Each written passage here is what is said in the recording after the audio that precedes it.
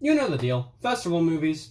But I'm excited to talk about these movies, because I particularly really enjoy these movies. In fact, for a little bit, these were my favorite movies from the festival, but that changed later. Actually, the next movie that I watched after the last movie I'll talk about in this video changed that.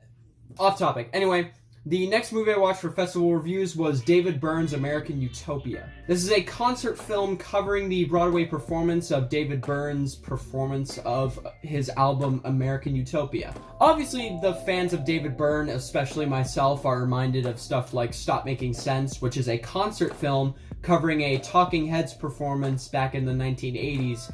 And Stop Making Sense is an incredible concert film. I would easily recommend this to anybody.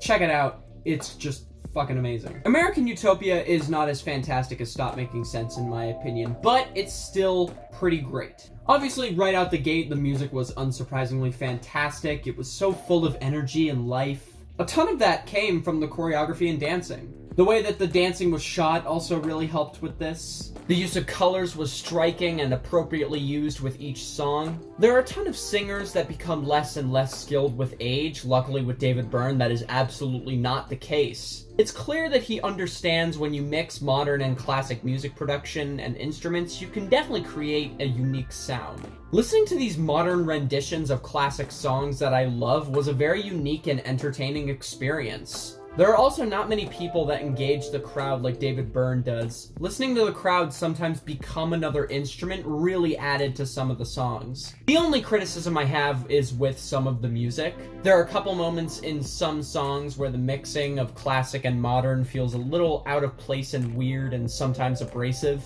These moments are very few and far in between anyway, so they most likely won't bother me on a second watch. This was a highly entertaining concert film full of talent and passion. It's very Stop Making Sense-esque, but frankly, what's wrong with that? There's nothing wrong with more Stop Making Sense. It's a great movie. So, yeah, nothing wrong with that. It was a beam of joy in some very trying times, to be quite honest. Check this out when it releases on October 17th. It's going to be releasing on the HBO Max first, but I think it'll be releasing somewhere for you to be able to rent it. I'm not entirely sure, but if that's the case, then definitely give this a watch. And also be sure to check out Stop Making Sense, because that is absolutely stupendous as a concert film. David Byrne's American Utopia is also pretty great. I would give that a strong 7. Maybe an 8. Maybe an 8. It could absolutely change to an 8. I am open to changing it if it improves upon a second viewing. Who knows?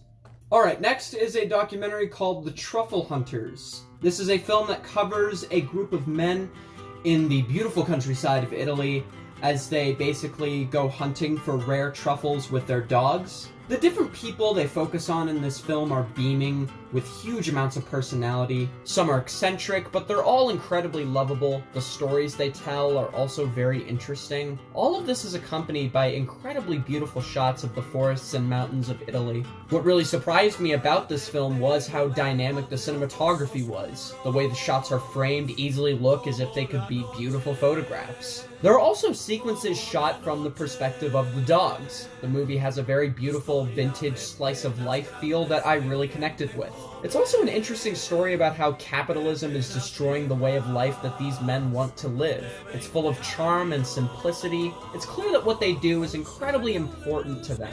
It's an occupation that I barely knew anything about before watching this film, and I'm so glad that it didn't present things in a black and white, uneventful way. Seriously, the final scene of this film was just pitch perfect. I think this releases on December 25th, so check this out if it does.